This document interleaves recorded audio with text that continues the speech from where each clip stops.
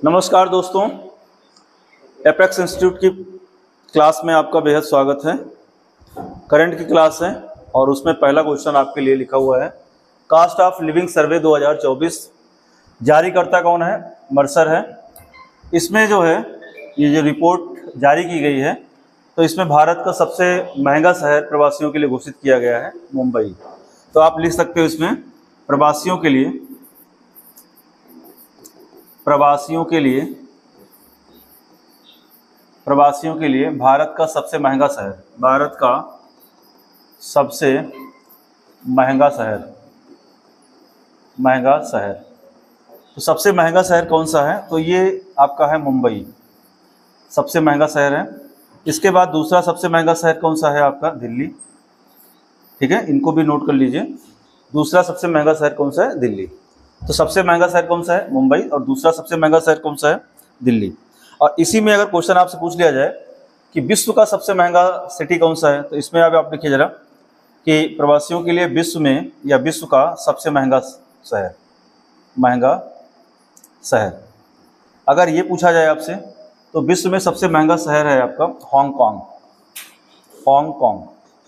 दूसरे नंबर पे आपका है आपका सिंगापुर, और तीसरे नंबर पे आपका आता है ज्यूरिख।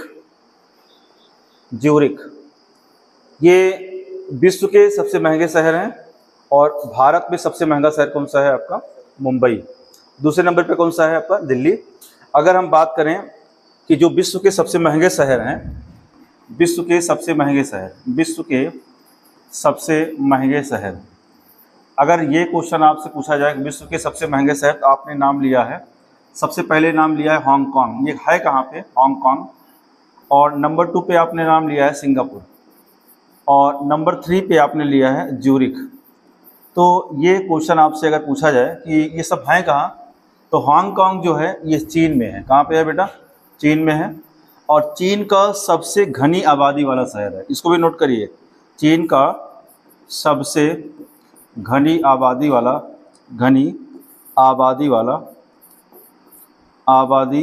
शहर, चीन का सबसे घनी आबादी वाला शहर कौन सा है? हांगकांग है। सिंगापुर कहाँ है? सिंगापुर में है।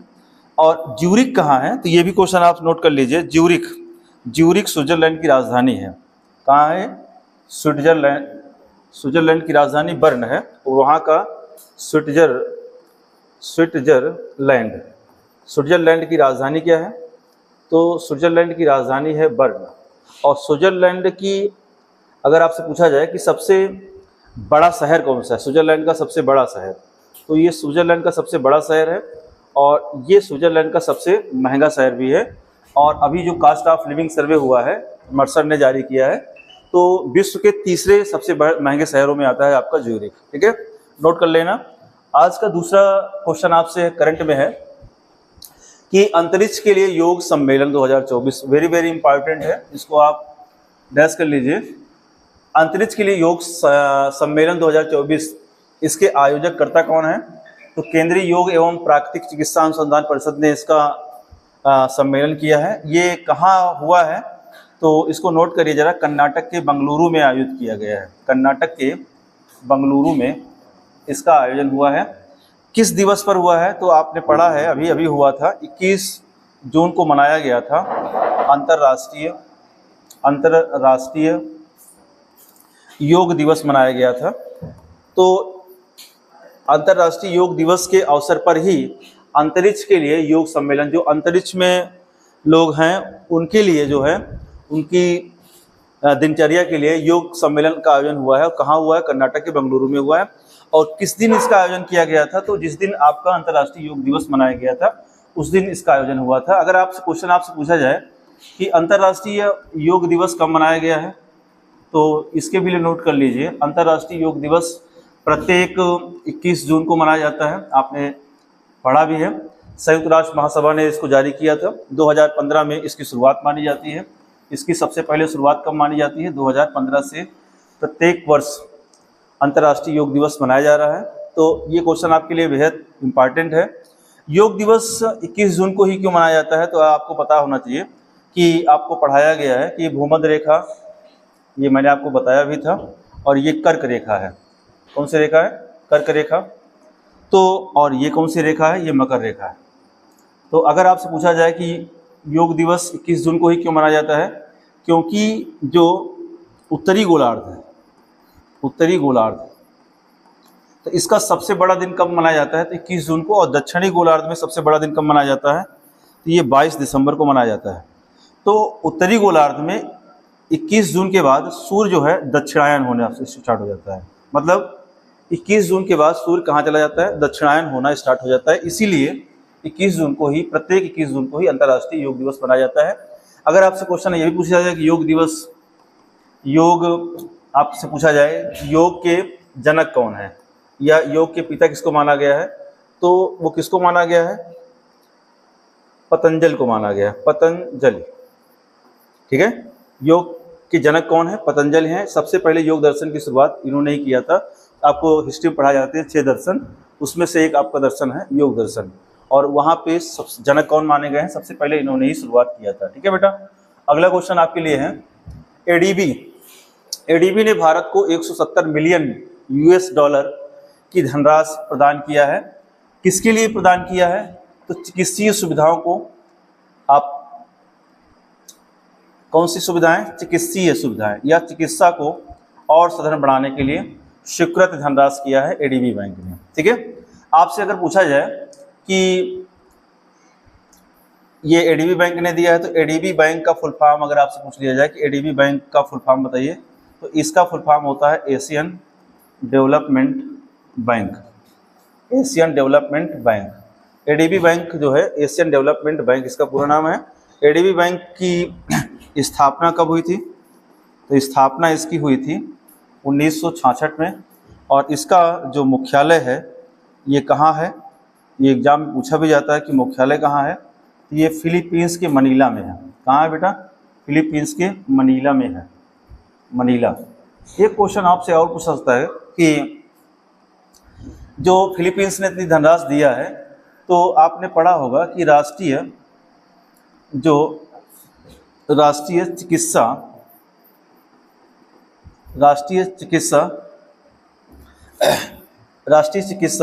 आप कह सकते हो कि शुरुआत अभी जो मानी जाती है, ये अभी लेटेस्ट जो है माना गया है। ये कब से माना गया है? कि 2017 से।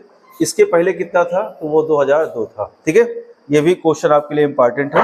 अगला क्वेश्चन आपके लिए ये है कि 5वीं ग्लोबल इलेक्ट्रिसिटी रिव्यू 2024 अभी जो घोषित किया गया है, इसमें देखिए कितनी भारत ने अपना बढ़ोतरी कर लिया है। भारत 2005 में 9वें स्थान पर था। किस स्थान पे था? भारत जो है 2005 में 9वें स्थान पे था। 2023 में भारत ने जापान को पीछे छोड़कर अपना तीसरा स्थान हासिल किया है। ठीक है, तो अगर हम बात करें सौर सिटी की, किसकी बात करें? सौर ऊर्जा, जिसको हम लोग इलेक्ट्रिक सिटी रिव्यू कहा गया है, तो शीर्ष स्थान पर प्राप्त करने वाले जो देश हैं उसमें जापान पीछे चला गया है सौर ऊर्जा के क्षेत्र में। तो इसमें सबसे अच्छा सौर ऊर्जा प्रदान करने वाला देश कौन सा है? चीन है। दूसरे स्थान पे कौन है? यूएसए बना है। और तीसरे स्थान पे भारत ने जापान को पीछे कर दिया है। तो कौन स्थान पे पहुंच गया है? भारत तीसरे स्थान पे पहुंच गया है। इसको भी आप नोट करिए। दुनिया के कई देशों ने इस सौर ऊर्जा को बढ़ावा देने के लिए, आपने सुना होगा अंतर्राष्ट्रीय सौर गठबंधन का, आपने सुना होगा। ये क्वेश्चन इसमें भी नोट करिए, अंतर्राष्ट्रीय सौर गठबंधन, अंतर्राष्ट्रीय सौर गठबंधन, सौर गठबंधन। तो आपने सुना भी होगा अंतर्राष्ट्रीय सौर गठबंधन, इसकी स्थापना कब हुई थी? तो 2015 में हुई थी। और इसका मुख्यालय कहाँ है? तो इसका मुख्यालय आपने सुना भी होगा और लिखा भी है, बहुत पुराना क्वेश्चन है। ये हरियाणा के गुरुग्राम में है। कहाँ पे है? हरियाणा के गुरुग्राम, हरियाणा के गुरुग्राम में है। अंतर्राष्ट्रीय सौर गठबंधन में देशों ने एक मंच पर इकट्ठा होकर किसको? सौर ऊर्जा को बढ़ावा देने के लिए इसकी स्थापना किया था। और क्वेश्चन आपसे अगर ये पूछा जाता है कि सौर ऊर्जा किस प्रकार की ऊर्जा है, तो आपका आंसर क्या होगा? ये कमेंट बॉक्स में लिखिए। ये नवीकरणीय ऊर्जा है कि अनवीकरणीय ऊर्जा है? सौर ऊर्जा आपको बताना है कमेंट्स बॉक्स में कि किस प्रकार की ऊर्जा है। अगला क्वेश्चन आपके लिए ये है, विश्व साइबर अपराध 2024 पहला संस्करण, इसका पहली रिपोर्ट जारी किया है किसने? ऑक्सफोर्ड विश्वविद्यालय ने जारी किया है। आपसे अगर पूछा जाए कि इस सूची में भारत का कौन सा स्थान है, तो इस सूची में भारत का 10वां स्थान है। भारत का 10वां स्थान है, 10वां स्थान है, नोट करिए 10वां स्थान है। लेकिन इस सूची में अगर पूछा जाए कि शीर्ष स्थान पर कौन सा है देश है, तो आप नोट करिए शीर्ष स्थान पर सबसे पहले स्थान पर आपका रूस बना हुआ है। सबसे पहले स्थान पे रूस है, दूसरे स्थान पे आपका यूक्रेन है और तीसरे स्थान पे आपका चीन है। इसको भी नोट कर लीजिए। विश्व साइबर अपराध सूचकांक 2024 पहला संस्करण किसने जारी किया है? ऑक्सफोर्ड विश्वविद्यालय ने जारी किया है। और इस सूची में भारत का कौन सा क्रम है? तो भारत का 10वां क्रम है। और शीर्ष स्थान पर कौन सा देश है? तो आपका रूस है, दूसरे स्थान पे यूक्रेन है सॉरी, और तीसरे स्थान पे आपका है चीन। अगला क्वेश्चन आपके लिए इंपॉर्टेंट है, इसको भी देख लीजिए। यूनेस्को ने भारत का पहला साहित्य शहर, ये वेरी वेरी इंपॉर्टेंट है, साहित्य का शहर घोषित किया है। अब आपसे पूछा जाएगा कि ये साहित्य का शहर किसे घोषित किया है, तो इसका आंसर होगा ये केरल में है। और केरल का कोझिकोड, इसको भी नोट करिए, केरल का कोझिकोड। तो ये कोझिकोड को भारत का साहित्य का शहर घोषित किया है। और किसने घोषित किया है? तो यूनेस्को ने घोषित किया है। एक क्वेश्चन आपसे जीएस में पूछ सकता है कि यूनेस्को अगर आपसे पूछा जाए कि यूनेस्को का फुल फॉर्म बताइए, तो आंसर आपका क्या होगा? आप बताएं जल्दी से। यूनेस्को का फुल फॉर्म आप नोट करिए, united nation educational scientific scientific culture organisation. इसको नोट करिए, साइंटिफिक कल्चर ऑर्गेनाइजेशन, ये यूनेस्को का फुल फॉर्म है। और अगर पूछा जाए कि यूनेस्को की स्थापना कब हुई थी, तो इसका आंसर होगा 16 नवंबर 1945। 16 नवंबर 1945 में यूनेस्को का एक संविधान लंदन में पारित किया गया था और इसे 1946 में लागू किया गया था। लेकिन जब स्थापना की बात आएगी तो स्थापना कब हुई थी? तो 16 नवंबर 1945 में हुई थी। और अगर इसका आपसे पूछ लिया जाए कि मुख्यालय कहाँ है, तो मुख्यालय आपका इसका है फ्रांस के पेरिस में है। कहाँ पे बेटा? फ्रांस के पेरिस में है। और अगला क्वेश्चन आपसे पूछ दिया जाए कि इस समय वर्तमान में जो यूनेस्को है इसके अध्यक्ष कौन है, तो इसके अध्यक्ष हैं आद्रे अजोले बोलो, और चाहे तो एजोले भी बोल सकते हो, आद्रे एजोले, इसको आप नोट कर लेना। आद्रे एजोले हैं इसके अध्यक्ष। और ये कहाँ के हैं? तो ये बेचारे फ्रांस के हैं, इसको भी आप नोट करिए, ठीक है। आद्रे एजोले कहाँ के रहने वाले हैं? फ्रांस के हैं। यूनेस्को किसको किसको बढ़ावा देता है? तो ये देखो लिखा हुआ है यूनाइटेड नेशन। एजुकेशन का मतलब होता है शिक्षा, साइंटिफिक का मतलब होता है विज्ञान, और कल्चर का मतलब होता है संस्कृत। ये तीन चीजों को बढ़ावा देता है, शिक्षा, विज्ञान और संस्कृत को बढ़ावा देता है यूनेस्को। इसीलिए केरल के कोझिकोड को भारत का साहित्य का शहर घोषित किया गया है। वेरी वेरी इंपॉर्टेंट क्वेश्चन है। और किसने घोषित किया है? यूनेस्को ने घोषित किया है। अगला क्वेश्चन आपके लिए वेरी वेरी इंपॉर्टेंट है, सिप्री। ये सिप्री वही संस्था है जो दुनिया के देशों में हथियारों की स्थिति को दर्शाती है, अर्थात किस देश में कौन सा हथियार है, हथियारों की बढ़ोतरी कौन कर रहा है, इसका रिकॉर्ड सिप्री करती है। और सिप्री के रिपोर्ट ऑथेंटिक मानी जाती है पूरी दुनिया में, ठीक है। तो इसी ने अभी एक रिपोर्ट जारी किया है। रिपोर्ट क्या है कि सिप्री के अनुसार दुनिया का 6वां परमाणु हथियार, जिसको इंग्लिश में कहते हैं न्यूक्लियर वेपन्स वाला देश कौन बना है? तो अपना भारत बना है। कौन सा स्थान है भारत का? तो ये आपके लिए आंसर है 6वां स्थान। देखो बेटा, इसको नोट करना है और बहुत अच्छे से नोट करना है, नहीं तो गलत हो जाएगा। कि सिप्री की रिपोर्ट के अनुसार दुनिया का 6वां परमाणु हथियार वाला देश कौन सा बन गया है? भारत। भारत ने इस बार परमाणु हथियारों की संख्या को बढ़ा लिया है, ठीक है। पाकिस्तान को पीछे हटा दिया है, इसलिए अब इसका एक नया स्थान आ गया है। अगर क्वेश्चन आपसे आता है कि दुनिया में ऐसे कितने देश हैं जिनके पास न्यूक्लियर वेपन्स हैं, तो ऐसे दुनिया में केवल 9 देश हैं जिनके पास न्यूक्लियर वेपन्स हैं, ठीक है। तो अब हम बात करते हैं कि किस देश के पास कितने न्यूक्लियर वेपन्स हैं, तो इसको भी आप नोट करिए। तो सबसे ज़्यादा न्यूक्लियर वेपन्स किसके पास हैं? तो इसको आप नोट करिए, सबसे ज़्यादा न्यूक्लियर वेपन्स हैं आपके पास रूस के पास दूसरा स्थान किसका है? अमेरिका का है। तीसरा स्थान किसका है? तीसरा स्थान है चीन का। चौथा स्थान किसका है? तो चौथा स्थान फ्रांस का है। पांचवा स्थान किसका है? तो पांचवा स्थान ब्रिटेन का है। और छठवां स्थान किसका है? तो छठवां स्थान अपने भारत का है। अगर आपसे पूछा जाए सातवां स्थान किसका है, तो भारत के बाद एक स्थान है आपका पाकिस्तान, जिसको भारत ने पीछे कर दिया इस बार। आठवां स्थान किसका है? तो आपका आंसर हो जाएगा इजराइल के पास है। और नौवां स्थान किसका है? तो आपके पास आंसर होगा उत्तरी कोरिया के पास जो है न्यूक्लियर वेपन्स हैं। अर्थात ऐसे कितने देश हैं? तो 9 देश हैं। अगर इनमें से हम बात करें कि किस देश के पास कितने न्यूक्लियर वेपन्स हैं, तो इस बार जो रिपोर्ट आई है, तो भारत के पास कितने न्यूक्लियर वेपन्स हैं? तो इस बार 2024 में भारत ने 8 न्यूक्लियर वेपन्स बढ़ाने से इसके पास न्यूक्लियर वेपन्स की संख्या कितनी हो गई है? 172 हो गई है। रूस के पास कितने हैं? तो रूस के पास हैं 55-80 न्यूक्लियर वेपन्स हैं। अमेरिका के पास कितना है? तो 50-40 मतलब 5044 इसके पास परमाणु हथियार हैं। और चीन के पास कितने परमाणु हथियार हैं? तो चीन के पास हैं 500। फ्रांस के पास कितने हैं? तो 240। ब्रिटेन के पास कितने हैं? तो 225 परमाणु हथियार हैं। और अपने भारत के पास कितने हैं? 172 परमाणु हथियार हैं। पाकिस्तान के पास कितने परमाणु हथियार हैं? तो पाकिस्तान के पास 170 परमाणु हथियार हैं। इजराइल के पास कितने परमाणु हथियार? इजराइल के पास 90 परमाणु हथियार हैं। और उत्तरी कोरिया के पास कितने परमाणु हथियार हैं? तो उत्तरी कोरिया के पास 50 परमाणु हथियार हैं। ये एक लिस्ट जारी की गई है। और किसने ये लिस्ट जारी किया है? शिप्री ने। अगर हम बात करें शिप्री की, तो इसका फुल फॉर्म होता है स्टॉकहोम, नोट करिए जरा, Stockholm international peace, PEACE, peace research institute, ये सिप्री है।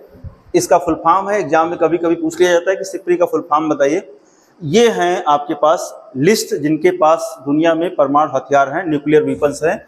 सबसे ज्यादा किसके पास है? रूस के पास है। रूस के पास इसके पहले 5900 लगभग थे न्यूक्लियर वेपन्स। इसने कुछ नष्ट किए हैं, तब भी जो है अभी पहले पावदान पर बना हुआ है। भारत ने इस बार कितनी बढ़ोतरी किया है? तो 8। अगर हम भारत की स्थिति पूछें तो इसको भी नोट करिए जरा, परमाणु हथियार, इसको नोट करिए जरा, परमाणु हथियार के क्षेत्र में भारत की स्थिति नोट करिए जल्दी से, भारत की स्थिति। अगर इसको हम नोट करें तो हम ये कह सकते हैं कि सिप्री के अनुसार 2024 में भारत के पास कितने परमाणु हथियार थे? 172 परमाणु हथियार हैं। लेकिन अगर हम बात करें इसके पहले कितने थे, तो 2023 में रिकॉर्ड पूछ सकता है। तो 2023 में इसके पास 164 परमाणु हथियार थे। अगर हम बात करें 2022 में कितने परमाणु हथियार थे, तो इसको हम कह सकते हैं कि 160 परमाणु हथियार थे। और 2021 में कितने परमाणु हथियार थे, तो 2021 में भारत के पास 156 परमाणु हथियार थे। ये भी नोट करने का एक डाटा है, आपको डाटा याद करना ही पड़ेगा। ये क्वेश्चन आपसे कभी भी पूछ सकते हैं कि 2021 से भारत ने कितने परमाणु हथियार बढ़ाए, तो देख लीजिए इसको, प्रत्येक साल 4-4 परमाणु हथियार बढ़ाए। लेकिन 2023-24 में 23 की अपेक्षा कितने परमाणु हथियार बढ़े हैं, तो देखिए यहाँ पे 8 आपके परमाणु हथियार बढ़े हैं। कितने बढ़े हैं? तो क्वेश्चन आपसे आ सकता है कि 2023 की अपेक्षा 2024 में भारत ने कितने परमाणु हथियार बढ़ाए हैं, तो आपका आंसर क्या होगा? आप कहोगे कि 8 परमाणु हथियार भारत ने बढ़ा लिए हैं, जिससे भारत की स्थिति क्या हो गई है? 6वें पावदान पर पहुंच गया है। लेकिन क्वेश्चन अगर आपसे और पूछ दिया जाए कि विश्व में सबसे पहले परमाणु बम का परीक्षण कहाँ किया गया था, तो फिर आपका आंसर क्या होगा? विश्व में सर्वप्रथम। तो इसको भी आप नोट करिए, ये स्टैटिक जीके है। विश्व में सर्वप्रथम परमाणु परीक्षण सबसे पहले कहाँ किया गया था, तो सबसे पहले परमाणु परीक्षण हुआ था अमेरिका ने किया था। और हुआ कहाँ था, तो मैक्सिको में हुआ था। कहाँ पे हुआ था बेटा? मैक्सिको में हुआ था। और कब हुआ था, इसका आंसर क्या होगा? 16 जुलाई 1945। 16 जुलाई 1945। इसका मतलब ये डेट आपके लिए इंपॉर्टेंट है। अर्थात ये जब अमेरिका ने जापान पर परमाणु बम गिराया था, उसके जस्ट 1 महीना पहले, मतलब 16 जुलाई यहाँ पे मैंने लिखा है, और वहाँ पे अमेरिका ने जापान पर परमाणु बम कब गिराया था?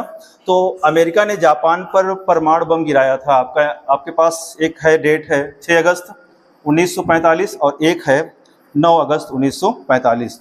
इसको भी नोट करिए 1945। 6 अगस्त को कहाँ गिराया था? तो जापान के हिरोशिमा में गिराया था। कहाँ पे? जापान के हिरोशिमा में। और 9 अगस्त को कहाँ गिराया था? तो जापान के नागासाकी में गिराया था। तो ये भी क्वेश्चन आपके लिए इंपॉर्टेंट है। जापान के नागासाकी और हिरोशिमा में जो बम गिराया था उसके पहले ही अमेरिका ने अपना पहला परीक्षण कर लिया था।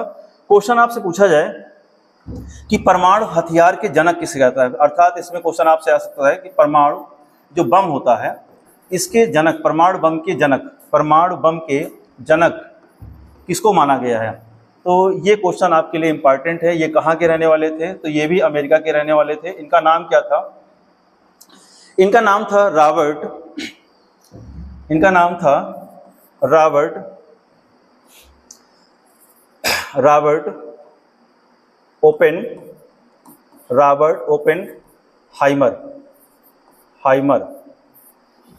ओपेनहाइमर। परमाणु बम के जनक कौन है? Robert Oppenheimer. लेकिन क्वेश्चन अगर आपसे भारत के बारे में पूछा जाए कि भारत में पहला परमाणु परीक्षण कब हुआ था, तो इसको भी नोट करिए, भारत का पहला परमाणु परीक्षण। क्वेश्चन इंपॉर्टेंट है, परमाणु परीक्षण। भारत में पहला परमाणु परीक्षण कब हुआ था? तो इसका आंसर क्या होगा? 18 मई। क्या होगा? 18 मई 1974। ये कहाँ किया गया था? तो आप नोट करिए जिसको जरा, राजस्थान के पोखरण में किया गया था। कहाँ पे किया गया था? राजस्थान के पोखरण में पहला परमाणु परीक्षण किया गया था। इस समय भारत के प्रधानमंत्री कौन थे? तो इस समय भारत की प्रधानमंत्री इंदिरा गांधी थी। इंदिरा गांधी का शासनकाल कब से कब तक था? तो आप नोट करिए 1966 से 77 तक था। और पहला परमाणु परीक्षण कब हुआ था? 1974 में था। तो ये भी क्वेश्चन आपसे इंपॉर्टेंट है, पूछा सकता है। भारत में जो दूसरा परमाणु परीक्षण हुआ था उस समय भारत के प्रधानमंत्री अटल बिहारी वाजपेयी थे। और कब किया गया था? तो 1998 में किया गया था। आज के लिए बस इतना ही है। क्लास कैसी लगी आपको जरूर बताना है, कमेंट्स बॉक्स में लिखना है। और जो क्वेश्चन आपसे पूछे जाते हैं उसको भी आप जरूर बताया करें, ठीक है? और क्या पढ़ना है इसमें, और क्या जोड़ना है, क्या कमी है, उसके बारे में आप जरूर लिखें। लाइक और सब्सक्राइब जरूर करना है आपको। आप लोग नहीं करते हो, फ्री में सब कुछ मिल रहा है, फ्री में आदि बनते हुए चले जा रहे हो बेटा, ठीक है? आज के लिए बस इतना ही है। धन्यवाद।